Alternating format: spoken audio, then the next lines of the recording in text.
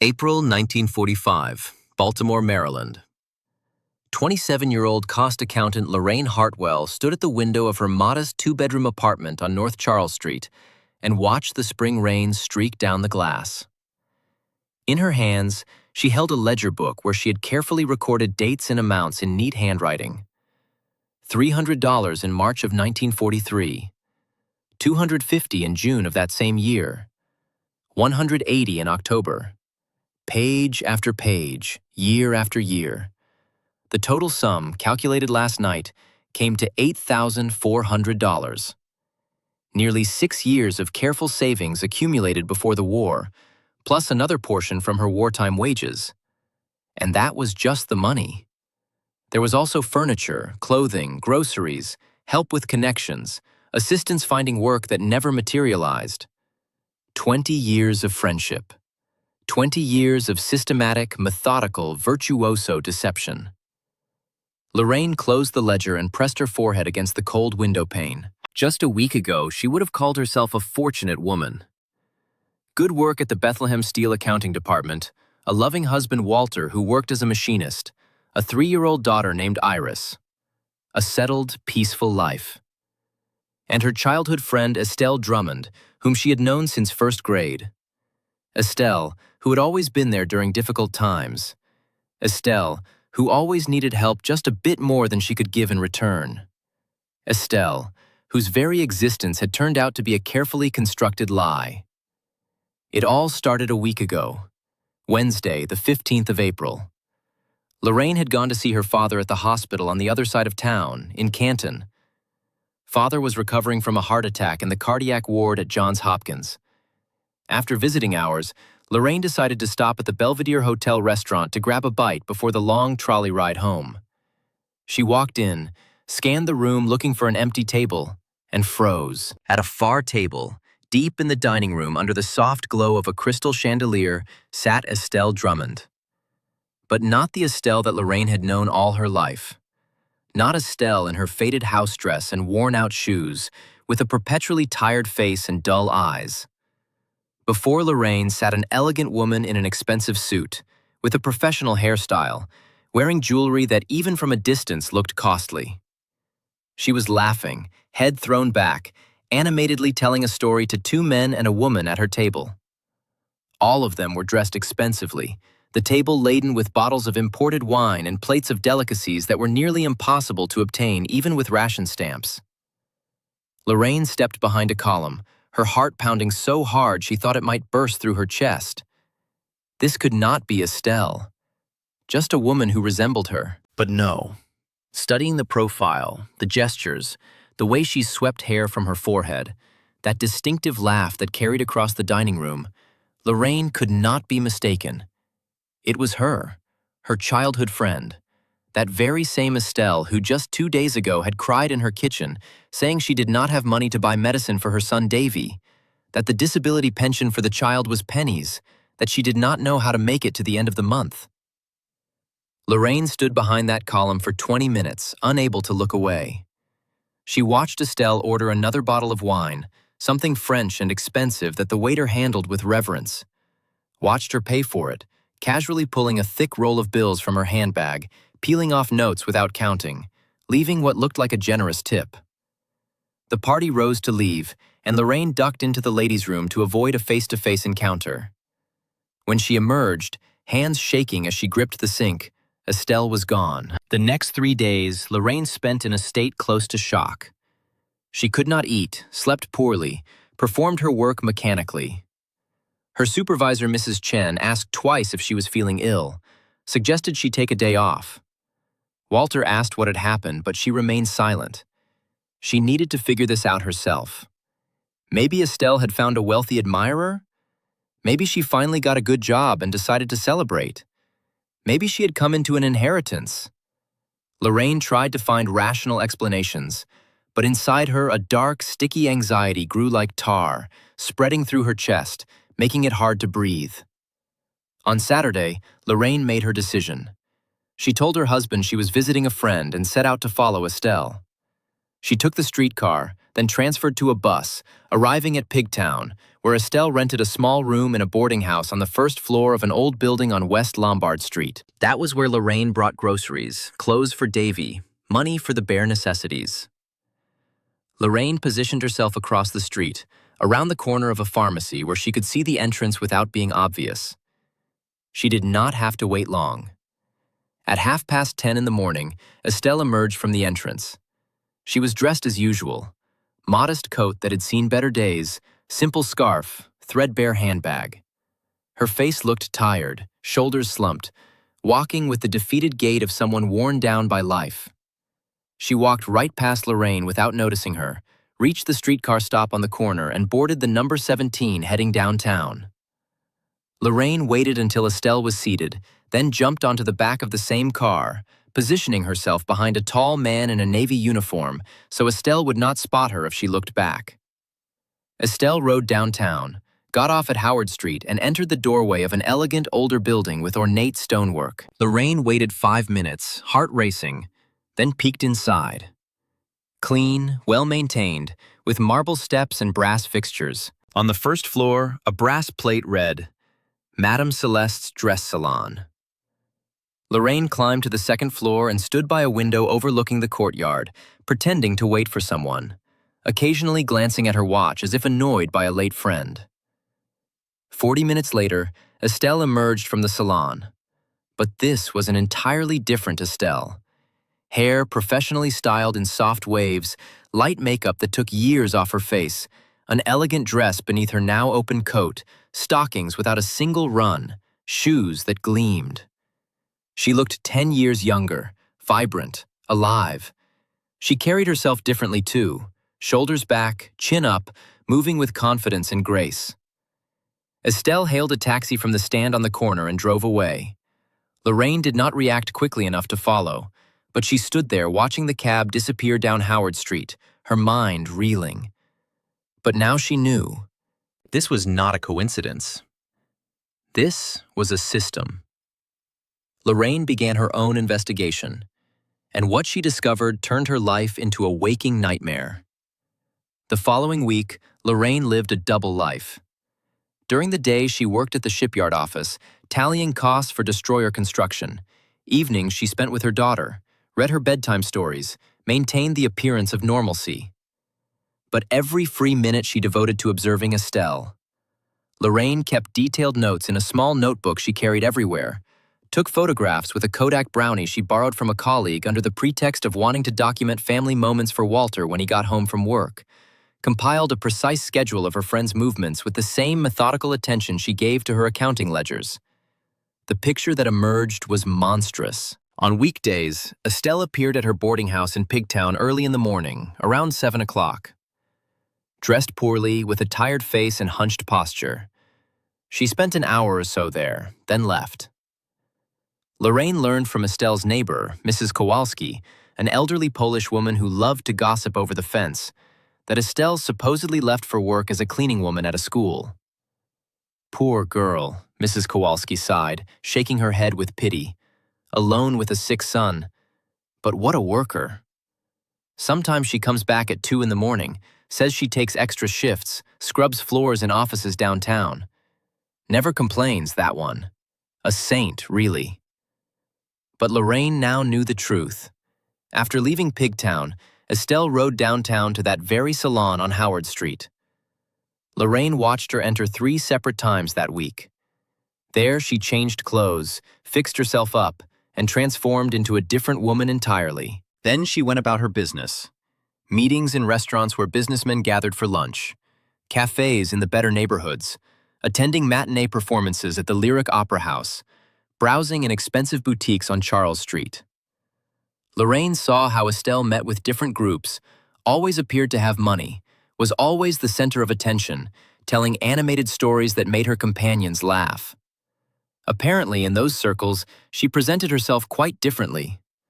Lorraine managed to overhear part of one conversation outside a restaurant, hiding behind a newspaper at a nearby bus stop, and heard Estelle introduce herself as Stella Ashford, widow of a naval officer killed at Pearl Harbor. The lie came so smoothly, so naturally, accompanied by a delicate dab at her eyes with a handkerchief. But the most terrible discoveries still lay ahead. On Thursday evening, the 23rd of April, Lorraine took a desperate step. She knew that Estelle should be at Pigtown according to her schedule. This was one of the days when she supposedly spent the entire evening there, looking after Davey. Lorraine knocked on the boarding house door, her hand trembling. Mrs. Kowalski answered, wiping flour from her hands on her apron.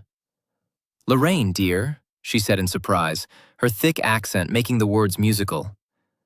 "But Estelle is not here. She is still at work." "What do you mean, not here?" Lorraine feigned confusion, though her heart was already sinking. "And Davey? Who is Davey?" "Well, her son." Mrs. Kowalski looked at Lorraine with genuine bewilderment, her lined face creasing further. "Dear, you must be confused. Estelle does not have a son. She is not even married, has no children at all. Lives alone in that little room, quiet as a mouse." Lorraine felt the ground disappear beneath her feet, felt the walls of the narrow hallway tilt. "But I saw a boy. Many times. Here, in this apartment." "Oh," Mrs. Kowalski said slowly, understanding dawning. "That is little Davey, her nephew. Her sister Margaret brings him sometimes when she urgently needs to step out, has errands to run. Sick boy, yes, poor thing, crippled since birth. Breaks your heart to see him. But he does not live here. He lives with his mother out in Dundalk near the steel plant. Estelle just watches him sometimes, helps her sister. Kind soul, really. Family should help family, yes?" Lorraine walked out of the building on rubbery legs, barely making it to the corner before she had to lean against a lamppost to steady herself. So there was no son. Davey. That very Davey for whom Lorraine bought toys at Christmas, clothes as he grew, expensive medicines that Estelle said were the only thing keeping him alive, whom she had seen several times in that apartment. A pale and quiet boy with sad eyes who barely spoke, turned out to be just a nephew, borrowed like a prop in a stage play to create the image of an unfortunate single mother struggling alone. 20 years. 20 years Estelle had lied. Lied methodically, deliberately, ingeniously. And Lorraine was not the only victim of this, she was certain. The scope of the deception was too elaborate, too well practiced. This was not amateur work. This was professional. Lorraine returned home and locked herself in the bedroom. Walter watched his wife with growing concern but did not dare insist on a conversation when she shook her head, unable to speak. Lorraine pulled out old photo albums, school yearbooks, address books, birthday cards saved in shoeboxes. She reviewed them all night, going through each page, each memory, trying to separate truth from lies. Remembering. They met in September 1925, in first grade at public school number 42 on Preston Street. Lorraine was 7 years old, Estelle too. Estelle immediately attracted attention. Bright, sociable, could tell captivating stories that kept the other children spellbound during recess. She claimed her father had been a soldier in the Great War, had fought in France, had been decorated for bravery. Later, Lorraine would learn this was a lie. Her father had worked in a factory during the war, never left Baltimore. But at 7 years old, Lorraine believed every word. They became friends quickly. Lorraine was a quiet, shy girl who preferred books to playground games, and Estelle was a leader, a ringleader, always at the center of attention. In elementary school, this seemed natural, even complimentary, but even then, Lorraine now remembered with painful clarity, Estelle often complained about poverty. Her father worked as a mechanic, her mother as a clerk at a grocery store. The family was not destitute by any means, lived in a decent row house, always had food on the table. But Estelle always emphasized that they had no extra money, that times were hard, that she had to wear hand-me-downs while other girls got new dresses. Lorraine's parents were slightly better off. Father worked as an engineer at a steel mill, mother as a bookkeeper at a construction firm. Middle class, respectable, comfortable. Lorraine often shared her lunches with Estelle, gave her pens, pencils, notebooks when Estelle claimed she had forgotten hers at home. This seemed normal, a friendly gesture, the kind thing to do. In 5th grade, fall of 1931, when they were both 13, Estelle first asked for money. $15, a significant sum for a child. Said her father had broken his leg, could not work, the family had no way to pay rent, and they might be evicted. Lorraine, without hesitation, pulled the money from her piggy bank where she was saving for a bicycle she had seen in the window of a shop on Baltimore Street. Estelle promised to return it in a month, swore on her mother's life she would pay back every penny. She did not. When Lorraine gently reminded her 6 weeks later, Estelle burst into tears and said her father had developed complications. The leg was not healing properly. He needed medicine they could not afford. She simply could not repay yet. Lorraine, of course, forgave her. What else could she do? This was her best friend, and clearly the family was in crisis. That was how it started. From that moment, requests for help became regular. Small amounts at first, then larger. Items, groceries, clothing. Estelle always explained with new troubles. Mother's illness, father losing his job, need to help a sick grandmother in the hospital. Lorraine helped without thinking too deeply about it. This was her best friend since childhood. How could she refuse? And Estelle was always so grateful, always crying with relief, always promising this was the last time. Things would get better soon. In 1937, when they were 19, Estelle got engaged to a young man named Harold Drummond, a telegraph operator who worked for Western Union. Tall, dark-haired, handsome in a rough sort of way. The wedding was set for June. 2 months before the wedding, in April, Estelle came to Lorraine in tears. Harold had been in an accident at work, injured his hand, lost his job. The wedding might not happen because they could not afford it now. Lorraine gave her $100 from her own savings, money she had been putting aside for secretarial school. Estelle cried with gratitude, embraced her, swore she would repay everything as soon as Harold got back on his feet. The wedding took place in June 1937. Modest but nice, held at a small church in Fells Point. Lorraine was the maid of honor, wore a dress Estelle had helped her pick out. She was happy for her friend. Finally, she thought, Estelle would have some stability, some happiness. 6 months later, in December, Estelle appeared at Lorraine's door again. Crying, a bruise on her cheek that she tried to hide with powder. Harold turned out to be a drinker, beat her when he was drunk, took all the money from her purse. She wanted to leave him but had nowhere to go. Her parents had moved to Philadelphia, and she had no other family in Baltimore. Lorraine let her stay for 2 weeks, fed her, calmed her, sat up late at night while Estelle sobbed and told stories of escalating abuse. Then Estelle said Harold had come to her, begged for forgiveness, promised to change, swore he would never touch alcohol again. She would give him another chance. She left, thanking Lorraine for her kindness, for being the only true friend she had. A year later, the story repeated. Harold was drinking again. And again. And again. Each time Estelle swore this was the last time she would take him back. Each time Lorraine believed her, helped her, gave her money for a lawyer to file for divorce that never seemed to get filed. In 1938, Lorraine married Walter Hartwell, a solid, dependable man she had met at a church social. Simple wedding, quiet life.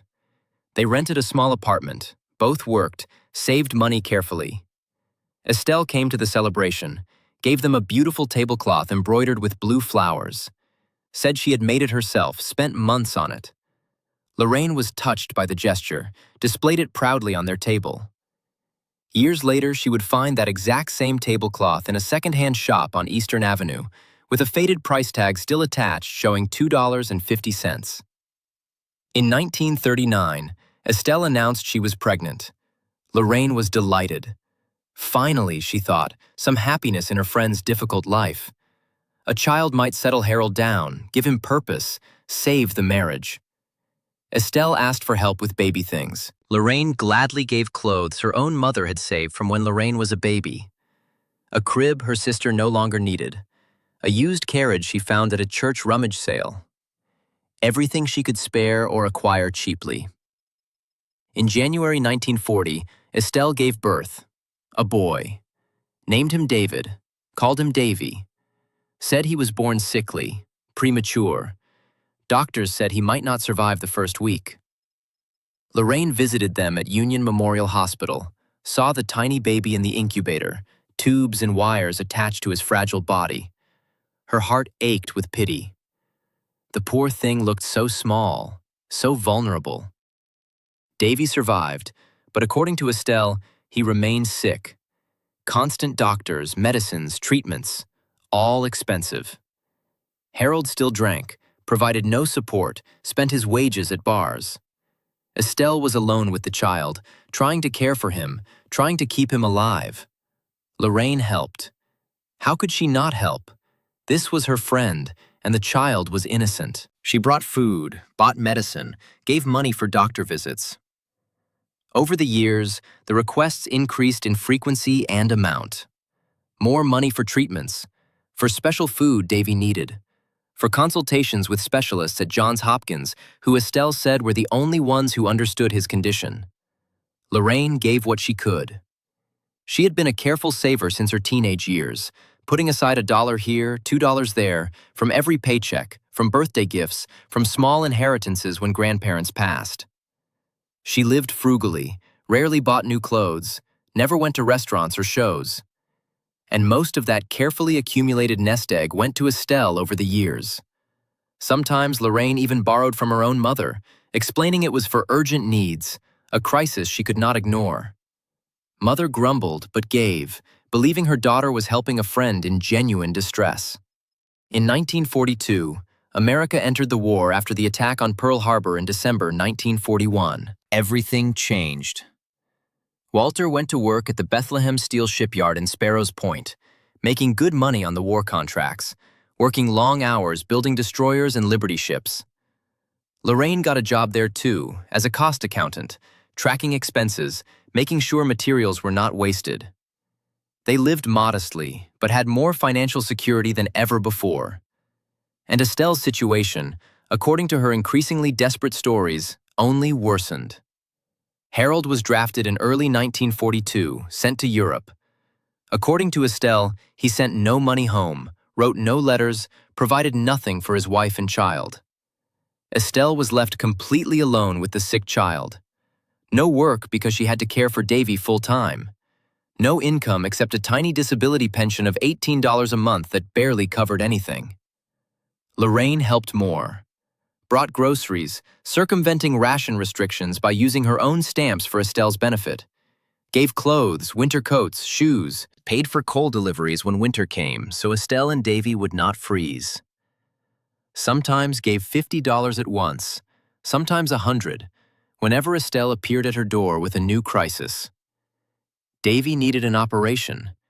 Davey needed a specialist. Davey needed medicine not available through regular pharmacies. Estelle cried with gratitude every time, said Lorraine was her only salvation, her guardian angel, the only thing standing between Davey and death. And then, that Wednesday in April 1945, Lorraine saw the truth. Saw behind the mask. Saw the monster her friend had become. After the discovery in the boarding house, after learning from Mrs. Kowalski that there was no son, Lorraine felt her entire world collapse like a building hit by a bomb. But she forced herself to think clearly, to approach this like the accountant she was. If Estelle had lied about Davey, what else had she lied about? Was there even a Harold? Was any of it true? Lorraine began digging methodically. On her lunch break the next day, she went to City Hall, to the Office of Vital Records. Waited in line, asked to see marriage records. Harold Drummond and Estelle Vance were indeed married in June 1937. That much was true. But then Lorraine asked to see divorce records. Found the file from August 1939. Estelle had been divorced for almost 6 years. All those stories about the abusive husband who was now fighting in Europe, about him being drafted, about him sending no money home, were lies. There was no Harold in her life. He was gone, had been gone since before Davey was even born. But who was Davey? Lorraine returned to the records office, this time asking for birth certificates. Found it after 20 minutes of searching through files. David Michael Vance, born January 15, 1940, to Margaret Vance, 25 years old, spinster.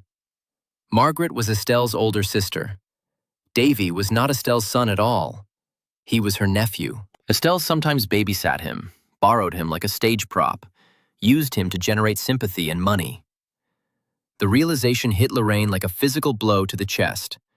She sat down hard on a bench in the hallway outside the records office, unable to breathe properly. 20 years of friendship, all of it built on lies, manipulation, calculated deception. But Lorraine was not done investigating. She needed to understand the full scope of this, needed to know how deep the betrayal went. She spent the next 2 weeks following Estelle's movements with the dedication of a detective, documenting everything in her notebook. Photographed her entering expensive restaurants like the Belvedere and Miller Brothers, theaters like the Hippodrome, walking arm in arm with well-dressed people who clearly thought they were spending time with someone of their own social class. Lorraine even managed to overhear several conversations by positioning herself nearby, hiding behind a newspaper or pretending to wait for a streetcar. She heard Estelle introduce herself variously as Stella Ashford, widow of a naval officer, as Estelle Sinclair, a buyer for a New York department store temporarily stationed in Baltimore, as Stella Beaumont, daughter of a wealthy Virginia family fallen on hard times. Each identity was polished, believable, delivered with perfect confidence. Lorraine also began quietly talking to other people from their past. She contacted former classmates from Public School 42, mutual acquaintances from the neighborhood where they grew up, women who had known Estelle over the years. And what she learned made her blood run cold, made her hands shake with rage and horror. Estelle had at least 7 other women she was running the same scheme on. 7 other childhood friends, former classmates, old neighbors, former co-workers. Each believed she was Estelle's closest confidant, her only true friend, the one person Estelle could rely on. Each was told slightly different stories, carefully tailored to maximize sympathy and money, based on what Estelle knew about each woman's vulnerabilities and resources. One was told Harold died in a factory accident in 1940, leaving her with the sick child and crushing debts. Another was told he abandoned her for another woman, ran off to Chicago, and left her penniless. A third was told he was in prison for theft, unable to help. A fourth was told he had become violently insane and had to be committed to an asylum. Each story was calibrated, personalized, perfected over years of practice, and the amounts of money. Lorraine managed to speak with 3 of these women at length, carefully, gently bringing up Estelle without immediately revealing what she had discovered. Between the 3 of them and herself, Estelle had extracted at least $16,000 over the years. And that was just 4 victims. If the other 4 had given comparable amounts, the total could be over $28,000. $28,000 in an era when a working man made $1,200 to $1,500 a year. It was a fortune. It was a professional criminal operation disguised as friendship. Lorraine felt physically sick when she realized the scope. But she also felt, strangely, clear-headed and determined. She knew exactly what she had to do. She went to see a lawyer. Jefferson Blackwell, an older attorney with an office on Lexington Street near the courthouse. His secretary tried to turn her away, said Mr. Blackwell was very busy, but Lorraine insisted it was urgent. Finally, Blackwell agreed to see her for 15 minutes. She explained the situation clearly, methodically, showing him the ledger, the photographs, the documentation she had gathered. Blackwell listened, his expression growing darker with each detail. When she finished, he sat back in his chair and was quiet for a long moment. "This is fraud, Mrs. Hartwell. criminal fraud on a significant scale. You have grounds for both civil and criminal action. This woman should be in prison. Lorraine nodded slowly, feeling vindicated but also strangely sad. I want to talk to the other women first, see if they want to join me in pressing charges. Then we go to the police together. Is that possible? Blackwell nodded. Very possible, and I think you should. The more victims who come forward, the stronger the case. This is not a simple matter of one friend lending money to another. This is systematic, deliberate fraud with multiple victims. That makes it much more serious. Over the next month, Lorraine contacted all 7 women she had identified. It was not easy. Some did not want to believe her at first, insisted there must be some misunderstanding. Some were too embarrassed to admit they had been fooled for so long, by someone they thought they knew. But slowly, painfully, presenting her evidence carefully and compassionately, she built a coalition. She showed them the birth certificate proving Davey was not Estelle's son, showed them the divorce record proving Harold had been gone since 1939, showed them photographs of Estelle living expensively under false identities. One by one, the women's resistance crumbled as they confronted the truth. One by one, they came forward to join the case. Dorothy Mackenzie, 31, who worked as a telephone operator at Chesapeake and Potomac and had given Estelle over $3,000 for various emergencies over 15 years. Virginia Hastings, 34, a librarian at the Enoch Pratt Free Library, who had provided nearly $4,000 over 12 years. Pauline Mercer, 36, a seamstress who worked from home, who had given furniture, clothing, and cash totaling around $5,000 over 18 years. Ruth Carmody, 29, a nurse at Mercy Hospital, who had helped Estelle with supposed medical bills to the tune of $2,000 over 8 years. Helen Voorhees, 32, a schoolteacher at an elementary school in Hampton, who had lent money repeatedly over 14 years, never repaid, totaling $3,000. Beatrice Sloan, 28, who worked at an industrial laundry, who had given what little she could spare from her meager wages, about $1,500 over 10 years. And Frances Kerner, 30, a typist at an insurance company, who had provided around $2,000 over 9 years. Together with Lorraine's $8,400, the total came to over $28,000. More money than some of these women would earn in 20 years of work. In June 1945, as victory celebrations erupted across America with Germany's surrender and Japan still fighting in the Pacific but clearly losing, 8 women walked into the Baltimore Police Department on East Fayette Street and filed criminal charges against Estelle Drummond. The desk sergeant looked skeptical at first, clearly thinking this was some petty dispute between women. But when Lorraine calmly laid out the ledger, the photographs, the documentation, the signed statements from all 8 victims, his expression changed. He called his supervisor. The supervisor called a detective. Within an hour, they had opened a formal investigation. Estelle was arrested 3 days later. Officers went to the boarding house in Pigtown early in the morning. She was still in her poor woman disguise, wearing a faded house dress, her hair uncombed. She protested her innocence, cried, said there had been a terrible misunderstanding. But when they searched her room, they found a suitcase hidden under the bed containing expensive clothes, jewelry, makeup, and over $1,500 in cash. They also found a set of keys that led them to a small apartment she rented on Reed Street under the name Stella Ashford, furnished expensively, filled with clothes and belongings that belonged to her secret life. The trial took place in September 1945. By then, Japan had surrendered on August 15th. The war was over. Soldiers were beginning to come home. The city was in a celebratory mood. But in a courtroom in the Clarence M. Mitchell Jr. Courthouse, a different kind of battle was being fought. The prosecutor was a sharp young man named Arthur Brennan, who saw this case as an opportunity to make a name for himself. He laid out the case methodically, almost surgically.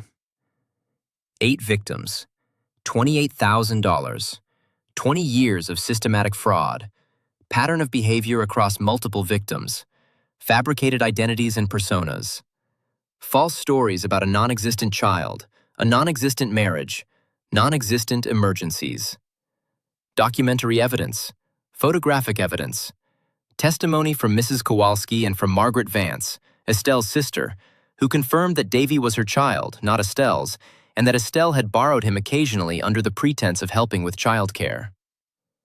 Estelle's defense attorney, a tired-looking public defender named Morris Weinstein, who had been assigned to the case because Estelle had no money for a private lawyer, tried to argue it was all a misunderstanding. That these were loans between friends, gifts freely given, no legal contract had been violated, no intent to defraud existed. He tried to paint Estelle as a desperate woman who had made poor choices but had not committed any crime. But the evidence was overwhelming, and his heart did not seem to be in it. The 8 women testified over 2 days. One by one, they took the stand and told their stories. The prosecutor was careful, methodical. He did not want this painted as female hysteria or petty squabbling over money. He presented it as serious crime, calculated theft, deliberate exploitation of trust and friendship for financial gain. He emphasized that Estelle had systematically targeted women she had known for years, women who trusted her, women who believed they were helping a friend in genuine need. He showed how she had created elaborate false narratives, maintained them for years, adjusted them as needed to extract maximum sympathy and money. Dorothy testified about how she had given up her savings for secretarial school to help Estelle. Virginia testified about how she had borrowed from her own sister to give Estelle money for supposed medical emergencies. Pauline testified about giving Estelle furniture from her own home, going without herself so her friend would have what she needed. Ruth testified about how her nursing knowledge had been exploited, how Estelle had described medical symptoms and treatments that Ruth later realized were completely fabricated. Helen testified about how she had gone without new clothes for 3 years, worn the same 2 dresses to school every week so she could send money to help Davey. Beatrice testified about working double shifts at the laundry, coming home exhausted, but doing it gladly because she thought she was saving a child's life. Frances testified about how she had delayed her own wedding for 2 years because she had no money saved, having given it all to Estelle. Lorraine was the last to testify.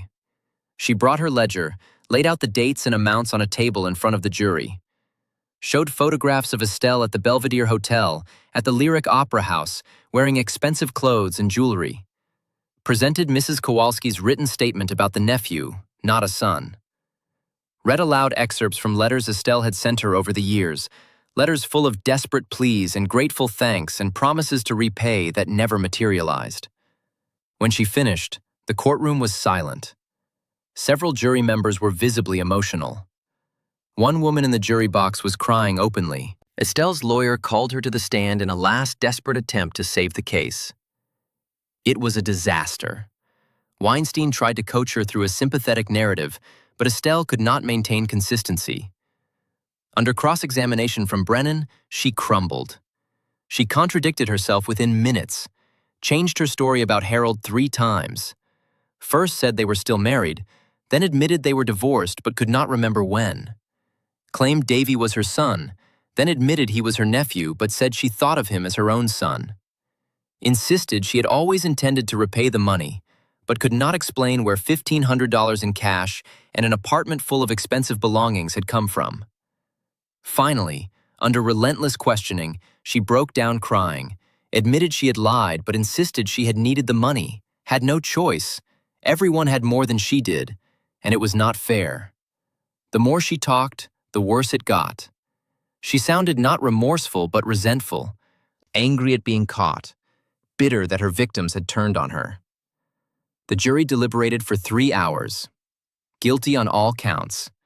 8 counts of fraud, 8 counts of theft by deception, 8 counts of exploitation of trust. Sentencing came 2 weeks later. The judge was a stern woman named Harriet Pemberton, one of the few female judges in Maryland, appointed to the bench just 2 years earlier and known for her no-nonsense approach. "Miss Drummond," she said, looking down at Estelle with cold eyes, "you have committed a unique and particularly cruel form of theft. You did not steal from strangers. You did not break into homes or hold up banks. You stole from friends, from women who trusted you, cared for you, wanted to help you. You exploited the best parts of human nature: compassion, loyalty, generosity. You turned friendship into a confidence game. You used a sick child, not even your own child, as a prop to extract sympathy and money. You maintained this deception for 20 years across multiple victims. This was not a momentary lapse of judgment. This was a sustained criminal enterprise.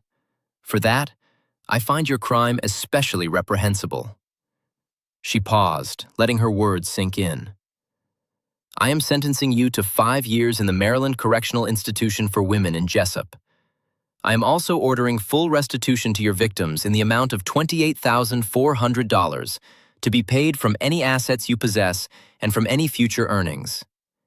You will remain on probation for 5 years after your release, during which time any violation will result in additional incarceration." As they led Estelle away in handcuffs, she looked back at the 8 women sitting in the gallery. Her eyes swept across their faces and finally landed on Lorraine. For a moment, their gazes locked. Estelle's face was wet with tears, her expression a mixture of shame and something else. Pleading, maybe. Some last hope for forgiveness, for mercy, for a sign that the friendship had meant something real. Lorraine looked away, turned to face forward, did not watch as they took Estelle through the side door. The months after the trial were difficult for Lorraine, perhaps even harder than the investigation and trial itself. She had won, yes. Justice had been served. The prosecutor had shaken her hand, called her brave. The other 7 women had embraced her, thanked her for having the courage to bring this forward. But victory felt hollow, empty, like winning a game that should never have been played. She had lost her oldest friend, even if that friend had been a lie. She had lost 20 years of memories that now felt tainted, poisoned by the knowledge of deception. She had lost her ability to trust easily, to take people at face value, to believe that when someone said they needed help, they actually needed help. Walter tried his best to support her. He held her when she cried in the middle of the night, listened when she needed to talk for hours, going over and over the same questions, gave her space when she needed silence. He took over most of the care for Iris, who at 3 years old sensed something was wrong with Mama, but did not understand what. Lorraine threw herself into work. The war was over, but the shipyard was still busy, converting production back to peacetime ships, fulfilling remaining military contracts, beginning work on commercial vessels. She worked long hours, volunteered for overtime, lost herself in numbers and ledgers and cost reports. It helped. Numbers did not lie. Numbers did not betray. Numbers were pure, honest, reliable. But at night, alone with her thoughts, even when Walter lay sleeping beside her, Lorraine struggled. She found herself going over every memory, every interaction with Estelle since childhood, trying to find the signs she had missed, the lies she should have caught, the inconsistencies that should have raised red flags. How had she been so blind? How had she not seen? She also found herself questioning everything else in her life. If Estelle could fool her for 20 years, who else might be lying? Was Dorothy, who had become something of a friend during the trial, genuine in her friendship, or just staying close out of shared trauma? Was her own sister Margot, who called every week to check on her, sincere or just being dutiful? Was even Walter, kind and patient and supportive, perhaps hiding something? Maybe he resented her for being so foolish, for losing so much money, for trusting so blindly. This was the real theft, Lorraine realized during one sleepless night in November. Not the money. The money could eventually be repaid, or if not, she would survive without it. But the ability to trust, to believe in friendship, to take people at face value when they said they cared about you, that was what Estelle had truly stolen, and Lorraine did not know if she could ever get it back. In December, a letter arrived. Lorraine recognized the handwriting immediately, even before she saw the return address. Maryland Correctional Institution for Women. It was from Estelle. Lorraine stood in the hallway of her apartment building, holding the envelope, debating whether to open it or throw it away unopened. Finally, curiosity won. She opened it standing right there in the hallway, unable to wait even long enough to climb the stairs to her apartment. The letter was 5 pages long, written in the small, neat handwriting Lorraine remembered from school, from birthday cards, from 20 years of notes and letters. "Dear Lorraine," it began. "I do not expect you to read this. I do not expect you to respond. I do not even expect you to believe anything I write. But I need to write it anyway. For myself, if nothing else, because I need to say these things, even if only to a piece of paper that you might crumple up and throw away without reading. You were right. About everything. I am a liar, a thief, a fraud. I used you. I used all of you. For 20 years, I built my life on deception. I created a character, poor, desperate Estelle, and I played that role so well that even I sometimes believed it. And I told myself it was justified, that I deserved nice things too, that it was not really stealing because you gave willingly, that you could afford it and I could not, that I was just evening out the unfairness of the world. 100 rationalizations, 1,000 excuses. But the truth is simpler and uglier. I am a coward. I was afraid of being poor, of being ordinary, of being invisible. My parents were decent people but unambitious, content with a small life. I wanted more. I wanted to be someone. I wanted to wear beautiful clothes and eat in fine restaurants and be admired, but I had no special talents, no particular beauty, no family wealth. So I created a different path. I created poor, tragic Estelle who needed help, and I created sophisticated, glamorous Stella who lived the life I wanted. And I used the money from one to fund the other. And people loved poor Estelle. You loved her. You wanted to help her. You felt good about yourself for helping her. And I fed off that. Like a parasite feeding off a host. I took your kindness, your generosity, your genuine care, and I turned it into a resource to exploit. The worst part? I was not even truly poor. My parents left me a small inheritance when they died in 1936, about $2,000. Not a fortune, but enough to live modestly for years if I was careful. I spent it in less than 2 years on clothes, jewelry, furnishings for my Stella apartment, on maintaining my other identity, my real identity, the one I actually cared about. That was who I really wanted to be. Sophisticated, cultured, admired. But I could not afford to be her on my legitimate income. So I made you all pay for it.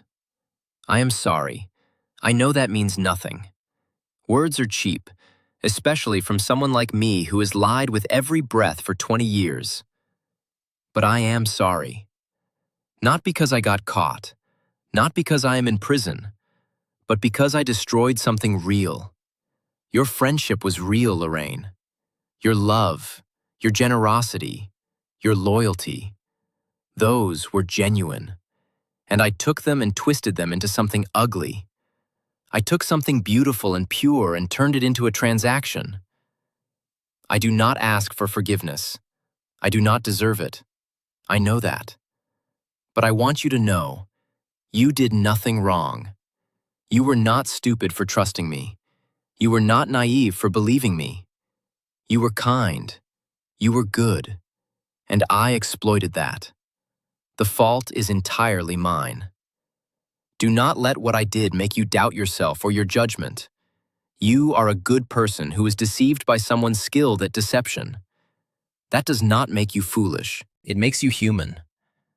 I hope someday you can trust again. I hope you do not let what I did turn you bitter or cynical. The world needs people like you, Lorraine. People who see someone in need and want to help. People who believe in friendship and loyalty and kindness. Do not let me take that away from you too. I have already stolen enough. Estelle. Lorraine read the letter 3 times, standing there in the hallway, tears running down her face. Then, carefully folded it and put it in her coat pocket. She did not know what to feel. Anger at the manipulation, even an apology? Pity for someone so lost? Satisfaction that Estelle finally understood what she had done? All of it? None of it? She showed it to Walter that evening after Iris was in bed. He read it slowly, his face thoughtful. "What do you think?" Lorraine asked when he finished. He was quiet for a moment, looking at the pages.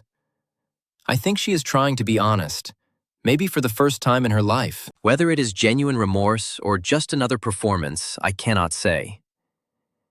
Maybe she does not even know herself. But it reads like someone who is facing what they have done and does not like what they see." "Do you think I should respond?" Walter considered, then shook his head. "Do you want to?" Lorraine thought about it. Did she want to engage with Estelle again? Open that door even a crack? Give her another opportunity to manipulate, even if only through letters? "No," she said finally. "No, I do not think I do. This chapter is closed. She can have her regrets, and I can have mine, but we do not need to share them anymore." Walter nodded and handed the letter back. Lorraine put it in a drawer in her dresser, with old photographs and letters from other times. She did not throw it away, but she did not respond either. Over the next 2 years, Lorraine slowly healed. It was not a straight path. There were setbacks, moments when the old pain and betrayal surged back. But gradually, slowly, she found her way back to something like her old self, though changed, deepened, more cautious but not broken. She returned to attending church regularly at the Lutheran church on Howard Street, where she and Walter had been married. Found comfort in the rituals, the hymns, the community of people who knew nothing of her troubles and treated her simply as Lorraine, wife and mother and fellow congregant. She joined a women's Bible study group, 8 women who met every Tuesday evening to discuss scripture and life. She was cautious at first, guarded, but over months she began to open up, to share, to trust. These women became genuine friends. She joined a book club that met monthly at the library, 12 women who read novels and poetry and discussed them over coffee and cookies. She discovered she loved literary discussion, loved the way books opened up new ways of seeing the world. She made friends there too, slowly, carefully, but genuinely. She volunteered 1 Saturday a month at a charity that helped widows and families of servicemen, many of whom had lost husbands and fathers in the war. She sorted donated clothes, helped fill out government forms, listened to women tell their stories of loss and struggle. And in helping them, she found purpose. She also learned to distinguish genuine need from manipulation, asking questions, verifying stories, being kind but not naive. And gradually, carefully, she learned to trust again. Not blindly as before, but not with complete suspicion either. She learned to verify without being insulting about it, to ask questions without being accusatory, to look for patterns and inconsistencies without assuming everyone was lying, but also to give people the benefit of the doubt, to believe in basic human goodness, to remain open to friendship. The other 7 women coped in their own ways. Dorothy Mackenzie became deeply involved in her church, found solace in faith, eventually became a deaconess. Virginia Hastings remarried in 1948 to a widower with 2 children, built a new blended family, learned to trust again step by step. Pauline Mercer retired from seamstress work at 55 due to arthritis in her hands, dedicated herself to her grandchildren, found joy in teaching them to sew. Ruth Carmody struggled with depression for 2 years, finally sought help from a psychiatrist at Johns Hopkins, slowly recovered. Helen Voorhees left Baltimore in 1946, spent 2 years teaching in a rural school in western Maryland, then returned and found work as a school nurse, saying she wanted to help children in ways that could be directly verified. Beatrice Sloan and Frances Kerner remained acquaintances, but never spoke of Estelle again. Both became more careful in choosing friends, more cautious in offering help, but neither became completely closed off. As for the money, they recovered only a fraction of it. The court had ordered full restitution, But Estelle had no assets beyond what was found in her two residences. Everything was sold at auction: jewelry, clothes, furniture from the Reed Street apartment, even the few items from the Pigtown boarding house room. The total came to about $7,000. Divided 8 ways proportionally to the amount stolen, Lorraine received about $2,100. She sat at her kitchen table with Walter, looking at the check from the court, feeling nothing. "What will you do with it?" Walter asked gently. She thought for a long moment. "Half goes into a savings account for Iris's education. She will go to college, have opportunities I did not have." "And the other half?" Lorraine looked out the window at the spring afternoon. "I'm going to donate it to the Baltimore Orphan Asylum. Children who have no parents, no one to help them. Money obtained through lies can at least serve some good now." Walter nodded, unsurprised. He had learned over 7 years of marriage that his wife had a strong moral compass and an unshakable sense of right and wrong. In April 1947, exactly 2 years after discovering Estelle's deception, Lorraine received another letter. This one from Margaret Vance, Estelle's sister. Brief, formal, informative. Estelle had died in the prison hospital. Pneumonia. She was 29 years old. She had been sick for 2 weeks before it became serious, had refused treatment at first, then accepted it too late. The funeral would be small, just family. Margaret wanted Lorraine to know, in case she wished to attend or send flowers. Lorraine stood at the window of her apartment, the same window where she had stood 2 years earlier with the ledger in her hands. Looked out at the spring afternoon, at the cherry blossoms blooming along Charles Street, at the city going about its business. Thought about Estelle, about 20 years of friendship that had been a lie, about trust betrayed and lessons learned, about a life wasted on deception. She did not attend the funeral, did not send flowers. But that evening, she lit a candle in her window. Not for Estelle the friend who had never really existed, but for Estelle the human being who had wasted her life on lies and died alone and unforgiven at 29. "Rest in peace, Estelle," Lorraine whispered to the candle flame. "You were a monster. But you were also a lesson. And for that lesson, thank you." Life went on. The years passed. The late 40s, the 50s, the 60s. America changed, prospered, grew. Baltimore evolved, neighborhoods shifted, new highways carved through old communities. Lorraine worked until she was 62, retiring in 1980 with a pension from Bethlehem Steel. Raised her daughter, saw Iris graduate from college, become a social worker, marry, have children of her own. Lived, loved, laughed. And sometimes, rarely, on quiet afternoons or sleepless nights, she thought of Estelle Drummond. The childhood friend who had lied for 20 years, the woman who had turned friendship into a business, the monster who had taught her to be human. "Thank you, Estelle," Lorraine thought in those moments. "Thank you for showing me the underside of the human soul, for forcing me to grow up, for teaching me to distinguish gold from counterfeit. You stole 20 years of trust from me, but you gave me wisdom that lasted the rest of my life. And for that, yes, for that, I can say thank you." Iris grew up and indeed became a social worker, specializing in helping women who had experienced betrayal, abuse, financial exploitation. She said she chose the profession because she saw how her mother dealt with devastating betrayal, how slowly and painfully she recovered, how she learned to live again without becoming bitter or broken. "I want to help people like that," Iris told her mother during a conversation in 1968. "Those who have been betrayed by people they trusted. Those who have lost faith in friendship. Those who think they can never trust again. I want to show them they can. Like you did, Mama. Like you did." And in 1955, Lorraine received one final letter related to Estelle, from Margaret Vance. Margaret wrote that while sorting through her late sister's belongings, she had found journals that Estelle had kept in prison during her last months. Margaret had debated whether to share them, had finally decided that Lorraine deserved to know what they contained.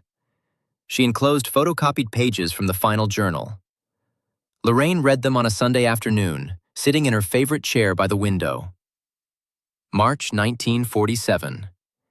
The entries were dated, brief, written in an increasingly shaky hand as Estelle's health deteriorated. I thought about writing to Lorraine again, to tell her I am dying, though I do not think I really believed it then, to beg one more time for forgiveness. But I will not. She made it clear our chapter was closed, and she was right to do so. I have spent my entire life manipulating people, using their goodness against them. I will not do it anymore, not even at the end. Especially not at the end. But I want to say, even if just to this empty page that no one may ever read, Lorraine, you were the real one. I was the counterfeit. You loved truly. I used cruelly. You were genuine in your friendship. I was genuine in nothing. You deserved a better friend than me. You deserved honesty and loyalty and real affection. I gave you none of those things. I hope you found people worthy of your loyalty. I hope my betrayal did not poison your ability to trust. That would be the greatest theft of all, worse than all the money.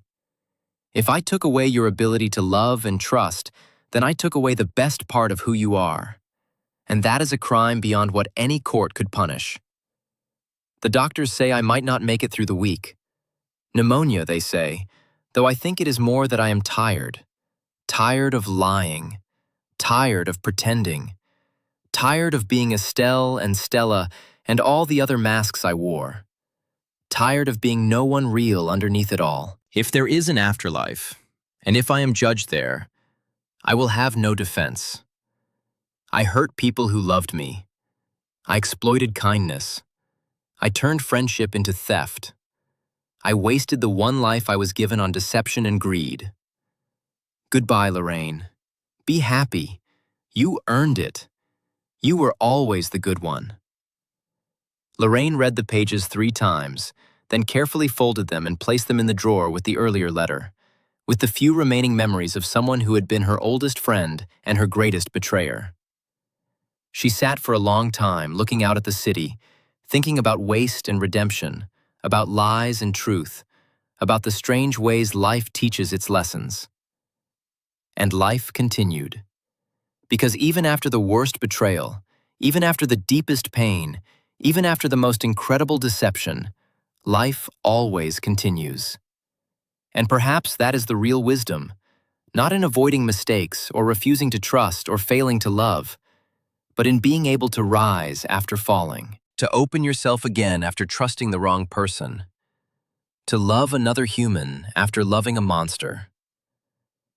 Lorraine Hartwell lived a long life. Happy? In different ways, in different seasons, but honest, real, without lies, without games, without masks. She learned from Estelle Drummond the most important thing: how not to live. And she lived her own life exactly opposite. And that, perhaps, is the real victory. Years later, in 1975, when Lorraine was 73 years old, sitting on the porch of the small house she and Walter had finally bought in 1960, with Walter in the chair beside her and grandchildren playing in the yard, she thought about that dark time 3 decades in the past. About the betrayal, the investigation, the trial, the slow healing. About trust lost and carefully, painfully rebuilt. Iris came out with iced tea, now 43 years old herself, a mother of 3, still working as a social worker. She sat down beside her parents. "What are you thinking about, Mama?" Iris asked, seeing the distant look in her mother's eyes. Lorraine smiled, a small, sad smile. About lessons. About the price of wisdom. About the strange ways life teaches us what we need to learn. Iris nodded. She knew the story, had heard it many times growing up, not as a cautionary tale, but as a story of survival and resilience. "Do you regret it?" Iris asked quietly, a question she had asked before.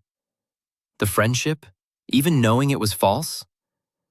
Lorraine considered the question, as she always did, as if answering for the first time. "No," she said finally. "I do not regret the friendship.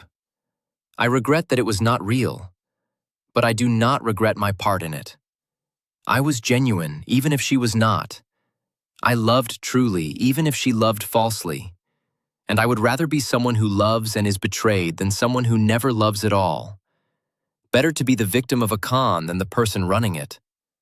She paused, watching her grandchildren chase each other around the yard, their laughter bright in the summer air. "Besides," she added, "that betrayal taught me more about human nature than any book could have. It taught me to be wise without becoming cynical, to be cautious without becoming paranoid, to help others while protecting myself, to trust again, but not blindly. Those are valuable lessons, even if they came at a terrible price." "Was the price worth it?" Iris asked. Lorraine thought of $8,400, most of her life savings before the war. Of 20 years of lies. Of the pain, the shock, the months of sleepless nights and days of going through the motions. Of learning to trust again like learning to walk after an injury. "I wish I had learned those lessons another way," she said honestly. "But since I had to learn them somehow, I suppose it could have been worse. I survived. I healed. I learned. And I became stronger, wiser, better for it. So yes, in the end, the price was worth it. Not because I wanted to pay it, but because I made sure to get full value from it. I did not let it break me. I did not let it make me bitter. That was my choice, and I am proud of that choice." She reached over and squeezed Iris's hand. "That is the secret, sweetheart. Life will hurt you. People will betray you. Trust will be broken. But you get to choose what you do with that pain. You can let it destroy you, make you bitter and closed and suspicious of everyone. Or you can let it teach you, make you wiser and stronger and more careful, but still open to love and friendship. The pain is unavoidable, but the lesson is a choice. The bitterness is a choice. I chose not to become bitter." Iris nodded, tears in her eyes. "You are remarkable, Mama." "No," Lorraine said gently but firmly. "I am ordinary. I am just a woman who was hurt badly and decided to heal, who was betrayed deeply and decided to trust again, who lost a friend and decided to find real ones. There is nothing remarkable about that. It is just survival. It is just choosing life over death, joy over bitterness, hope over despair. And survival is something we are all capable of if we choose it. Everyone has that strength. Most people just do not know it until they are tested."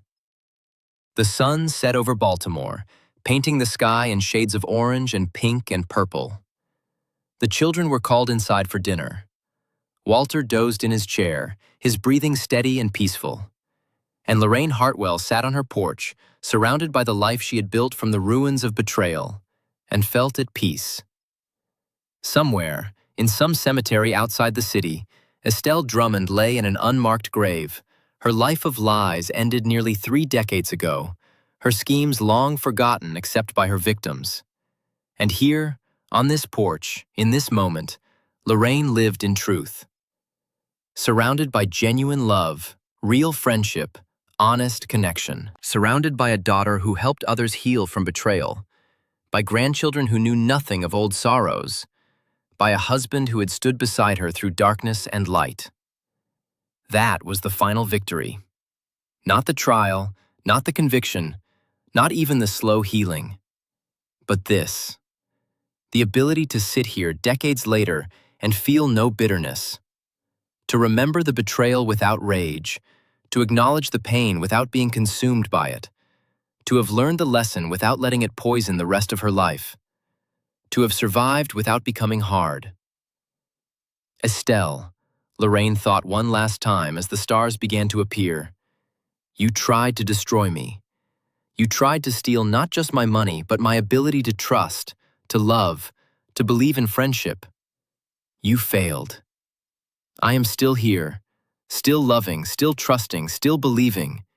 You are gone, and I remain. I built a good life. I raised a good daughter. I have known real friendship and real love. That is my victory. And it is complete. The stars came out, one by one, bright against the darkening sky. The children settled inside for the evening. Walter woke and smiled at his wife, reached for her hand. And Lorraine Hartwell, survivor of betrayal, student of hard lessons, teacher of wisdom earned through pain, sat in the peaceful darkness and was grateful. Grateful for the lesson, however harsh. Grateful for the strength it had given her. Grateful for the wisdom it had taught her. And grateful, most of all, that she had survived with her humanity intact, her capacity for love unbroken, her faith in goodness restored and even strengthened. The story of Estelle Drummond and Lorraine Hartwell ended not in the courtroom, not in the prison, not even in the graveyard. It ended here, on this porch, in this moment of peace. It ended with forgiveness, not of Estelle, but of herself. Forgiveness for being human, for being trusting, for being kind. Forgiveness for not seeing the truth sooner. Forgiveness for surviving when her betrayer had not. Forgiveness for healing. Forgiveness for choosing to live fully and joyfully despite the scars. And that forgiveness, that peace, that joy in the face of betrayal survived and overcome, that was the truest victory of all.